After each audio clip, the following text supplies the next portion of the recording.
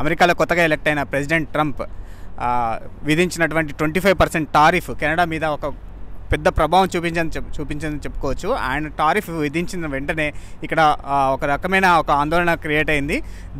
దాన్నే ఇక్కడ ఒక రకంగా దాన్ని ఒక ట్రేడ్ వార్ లాగా తీసుకుంటున్నారు. అదొక ఇండైరెక్ట్ ఒక వార్గా ప్రకటించి వాణిజ్యపరమైన వార్గా దాన్ని చేస్తున్నారు. ఇక్కడ కొన్ని కండిషన్స్ పెడుతూ టారిఫ్ ఈ 25% టారిఫ్ని ఒక 1 month డిలే చేస్తున్నారు. కొన్ని కండిషన్స్ పెట్టి ఈ టారిఫ్ అనేది డిలే చేస్తున్నారు. స్ట్రిక్ట్ సెక్యూరిటీ అనేది బాగా పెంచాలని చెప్పి ఒక కండిషన్ మీద ఈ టారిఫ్ని వాయిదా వేయడం జరిగింది.